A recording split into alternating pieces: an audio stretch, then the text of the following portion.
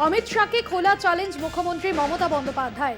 Utilisation certificate নিয়ে challenge মুখ্যমন্ত্রী। Utilisation certificate পড়ে নেই, মিথ্যে কথার কত দাম দেবেন প্রশ্ন মমতা বন্দ্যোপাধ্যায়।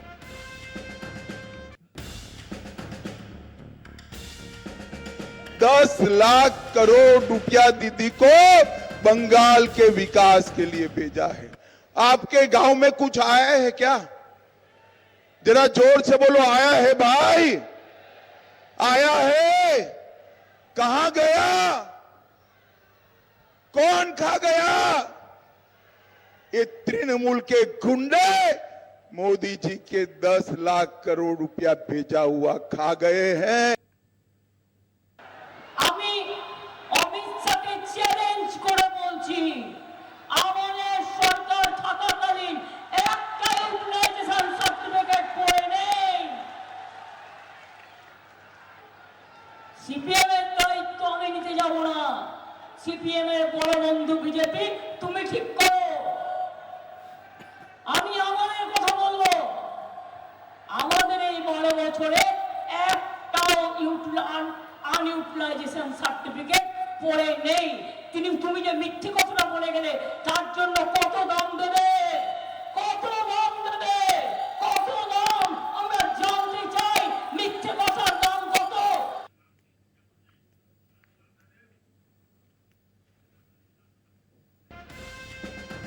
রাজ্যের প্রচারে এসেও অমিত শাহের ধর্মীয় তাস। রাম মন্দির প্রতিষ্ঠার সময় মমতা বন্দ্যোপাধ্যায়, অভিষেক বন্দ্যোপাধ্যায়কে আমন্ত্রণ জানানো হয়েছিল, কিন্তু তারা উদ্বোধনী অনুষ্ঠানে যাননি, কারণ তারা ডাক অনুপ্রবেশকারীদের ভয় পান।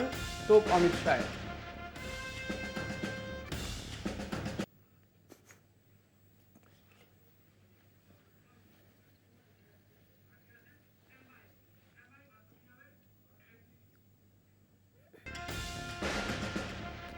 চাপে পড়ে বেভান্না ইস্যুতে কড়া অবস্থান। নারী শক্তির অপমান বরদাস্ত করব না, তদন্ত করে কঠোর পদক্ষেপের বার্তা অমিত শাহ। বাংলা এসে বেভান্না ইস্যুতে কর্ণাটকের কংগ্রেস সরকারকেও তোপ কেন্দ্রীয় স্বরাষ্ট্রমন্ত্রী।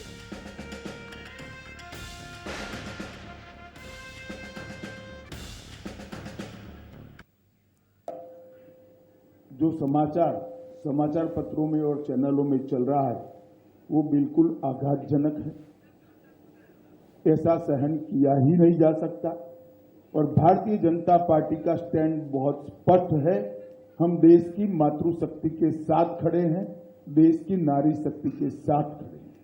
नरेंद्र मोदी जी का पूरे देश को एक कमिटमेंट है कि कहीं पर भी मातृशक्ति के अपमान को सहन नहीं किया जाना। परंतु कांग्रेस पार्टी जो हम पर आरोप लगाना चाहती है, मैं छोटी सी बात पूछना चाहता हूं, वहां सरकार किसकी है? सरकार कांग्रेस पार्टी की है। फेक वीडियो आपके ध्यान में ही होंगे क्योंकि टाइम पर रिलीज किए गए हैं। और अब तक कार्यवाही कांग्रेस पार्टी ने क्यों नहीं की?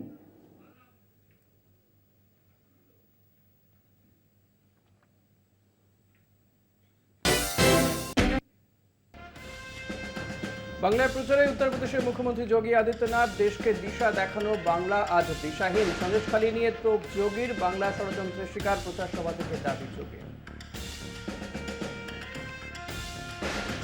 जिस बंगाल ने देश को दयामयी शक्ति के अधिष्ठात्री देवी मां दुर्गा की पूजा का अनुष्ठान करने का संदेश दिया था, उस बंगाल में बहनों और भाइयों, संदेश खाली जैसी घटनाएं बंगाल के अंदर कैसे घटित हो रही हैं, यह प्रश्न आज मैं बंगाल की सरकार से करने के लिए, बहरामपुर से प्रश्न मैं करने के लिए आया हूं।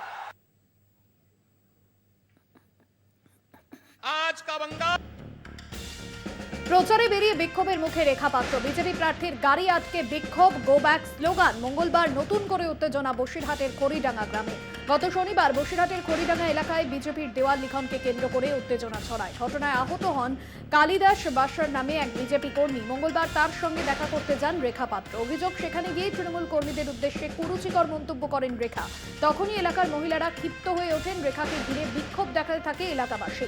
বিজেপি প্রার্থীর সঙ্গে চলে বচসা। গাছের গুড়ি ফেলে আটকে দেওয়া হয় রেখার গাড়ি। লাঠি, গাছের ডাল হাতে গাড়ি তাড়া করেন এলাকার মহিলারা। বিক্ষোভ চলাকালীন এক মহিলার শাড়ি ব্লাউজ ছিঁড়ে দেওয়া হয় বলে অভিযোগ। সব মিলিয়ে মঙ্গলবার নতুন করে উত্তপ্ত হয় খড়িডাঙ্গা। কথাবার্তা আমাকে বলছে কোন নারীর অসম্মান আমরা হতে দেব না। আমি সেখানে বলেছি আপনার ওইখানে হয়েছে, আমাদের এখানে তো হয়নি। হয়েছে কি উনি বললেন আমি কাপড় খুলে কি দেখাবো।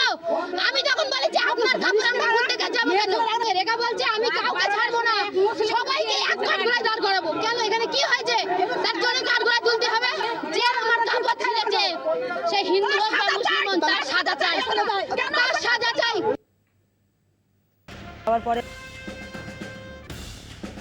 মঙ্গলবার ফের সন্দেশখালীতে সিবিআই। সাধারণ মানুষের অভাব অভিযোগের কথা শোনেন সিবিআই আধিকারিকরা। খাল শ্মশানের জায়গা দখল করে নেওয়ার অভিযোগ শাহজাহানের বাহিনীর বিরুদ্ধে। সিবিআই আধিকারিকদের কাছে অভিযোগ সন্দেশখালীর বাসিন্দাদের। ইতিমধ্যেই সিবিআই পোর্টালে এই সংক্রান্ত একাধিক অভিযোগ জমা পড়েছে, যা খতিয়ে দেখছেন সিবিআই অফিসাররা। সিবিআইয়ের তদন্তের উপর ভরসা রয়েছে দাবি সন্দেশখালীর বাসিন্দাদের।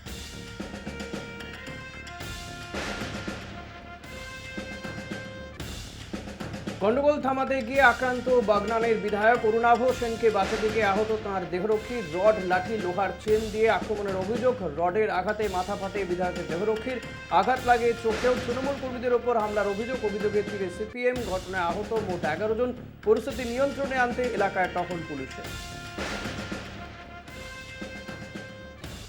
বাগনান কলেজ মোড়ে আমাদের কিছু ছেলে যারা বসে চায়ের দোকানে বসে আড্ডা মারছিল এবং চা খাচ্ছিল, তাদের ওপর অতর্কিত কিছু লোক তারা রড, চেন, বাঁশ নিয়ে তাদের ওপর আক্রমণ চালায় এবং তাদের মারধর করছে।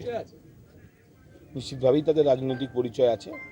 তারা এলাকার সিপিএমের কর্মী হিসেবে পরিচিত এবং তাদের মধ্যে এটা পুরোপুরি আক্রমণটা হয় সিপিএম পঞ্চায়েত মেম্বার তার নেতৃত্বে, সিপিএম পঞ্চায়েত মেম্বার সাহাবুলের নেতৃত্বে এটা হয়। পার্থভৌমিক শেখ শাহজাহানের গডফাদার গারুলিয়ায় প্রতিপক্ষ পার্থভৌমিককে নিয়ে এমনটাই মন্তব্য অর্জুন সিং এর। ব্যারাকপুরের তৃণমূল প্রার্থী পার্থভৌমিক। উভয় পক্ষের প্রার্থী তালিকা ঘোষণার পর থেকেই একে অপরকে আক্রমণ করতে ছাড়ছেন না পার্থ অর্জুন। দুই পক্ষের কটাক্ষ পাল্টা কটাক্ষে সরগরম ব্যারাকপুরের রাজনীতি। এই আবহে ফের পার্থভৌমিককে নিয়ে মন্তব্য অর্জুনের। গারুলিয়ায় ভোট প্রচারে গিয়ে সন্দেশখালী নিয়েও মুখ খোলেন অর্জুন সিং। বলেন এটা সন্দেশখালী পশ্চিমবঙ্গের কলঙ্ক। অপরাধীদের বাঁচানোর জন্য মুখ্যমন্ত্রী গরিব মানুষের ট্যাক্সের টাকা দিয়ে হাইকোর্ট, সুপ্রিম কোর্টে মামলা লড়ছেন। প্রথম দিন থেকে বলেছি কি সন্দেশখালী টু নৈহাটি ট্রেন চলেছে, ট্রেন এখানে এসে দাঁড়াবে। জ্যোতিপ্রিয় মল্লিকের পরে পার্থভৌমিকই তো এই কাজ দেখতো। শেখ শাহজাহানের মানে কি বলা যায়, গডফাদার ওই ছিল।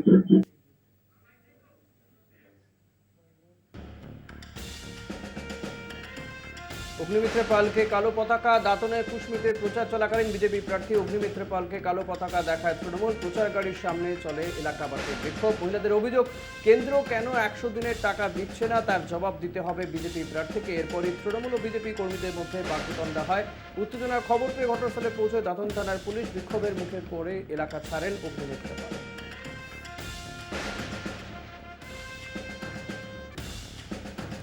বীরভূম লোকসভা কেন্দ্রের বিজেপি প্রার্থী দেবতনু ভট্টাচার্যের প্রচারে আজ সিউড়িতে উত্তরপ্রদেশের মুখ্যমন্ত্রী। সিউড়ির বেনিবাঁধব স্কুল মাঠে দুপুরে সভা করেন তিনি। বাংলায় 42টি লোকসভা আসনের মধ্যে 35টি টার্গেট কেন্দ্র বিজেপি নেতৃত্বে। টার্গেট 35টি আসনের মধ্যে অন্যতম বীরভূম লোকসভা কেন্দ্র। ঘন ঘন দিল্লির বিজেপি নেতারা বীরভূমে ছুটে আসছে। রবিবারই মিঠুন চক্রবর্তী বীরভূমের নলহাটিতে রোড শো করেছিলেন।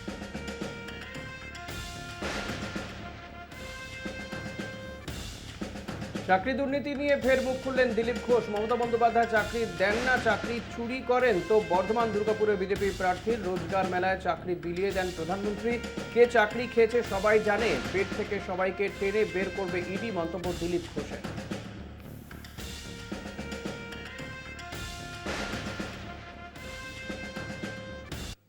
চাকরি দিচ্ছে না নয়, টাকা নিচ্ছে। এই ধরনের শিক্ষায় চাকরি বিক্রি করেছে, এর আগে ইতিহাসে কথা হয়নি। মমতা ব্যানার্জি চাকরি বিক্রি করেন, নরেন্দ্র মোদী চাকরি বিলিয়ে দেয়, রোজগার মেলা করে চাকরি দিয়েছিল। কে চাকরি খেয়েছে সবাই জানে, চাকরির টাকা কে খেয়েছে সবাই জানে। পেটের থেকে বার করবে এবার ইডি।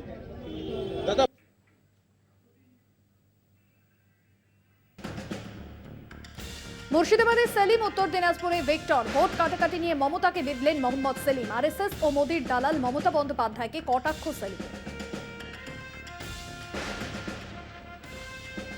উত্তর দিনাজপুরে মোহাম্মদ সেলিমকে হারিয়েছিল তৃণমূল, বিজেপিকে জিতিয়েছিল। কোন মুখে কথা বলেন মমতা ব্যানার্জি? তখন নায়িকার বেটি, দুই নায়িকাকে নিয়ে গেছিলেন তিনি হেলিকপ্টারে করে মোহাম্মদ সেলিম খতরনাক লোকেরা বোঝানোর জন্য। তাকে আরএসএস থেকে এই দায়িত্ব দেওয়া হয়েছিল। অমিত শাহটা বলেছিল যাতে মোহাম্মদ সেলিম পার্লামেন্টে না আসে, আর এখন আবার এসে মুর্শিদাবাদে ঘাঁটি গেড়েছে। মুর্শিদাবাদের মানুষ জানে কে আরএসএস দালাল।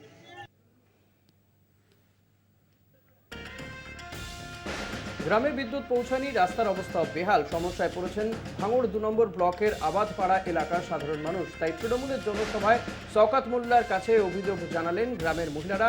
গ্রামবাসীদের অভিযোগ, বিদ্যুৎ না থাকায় স্কুলের ছাত্রছাত্রীদের পঠন পাঠনের সমস্যা হচ্ছে, পাশাপাশি রাস্তার অবস্থা খারাপ হওয়ায় যাতায়াতের সমস্যা হচ্ছে। সাধারণ মানুষের অভাব অভিযোগের কথা শুনেন শওকত মোল্লা। এলাকাবাসীর সমস্যা সমাধানে আশ্বাস দেন তিনি। দেখুন, এখানে সমস্যা একটু আছে। এখানে ওয়েটল্যান্ড, যেটা ওয়েটল্যান্ড অথরিটি যেটা আছে, সেখানে তারা একটা অর্ডার করেছে। ওয়েটল্যান্ডটা শুধু রাজ্য সরকারের নয়, এটা কেন্দ্রীয় সরকারের ওয়েটল্যান্ড অথরিটি আছে। সেখানে যাদের জমির কাগজ নেই, সেক্ষেত্রে ইলেকট্রিসিটি দেওয়ার ক্ষেত্রে একটু অসুবিধা আছে। আমি এখনই মাননীয় মন্ত্রীর সঙ্গে কথা বললাম এবং যিনি জোনাল সাহেব আছেন ইলেকট্রিক ডিপার্টমেন্টে, তার সঙ্গে কথা বললাম। আগামীকাল রাত 9টায় মিটিং আছে। আমি সমস্ত কাগজপত্র সেখানে সাবমিট করব এবং আমি আশা করি এই আবাদপাড়ায় যেখানে সমস্যাটা আছে সেটার সমাধান করার চেষ্টা করব।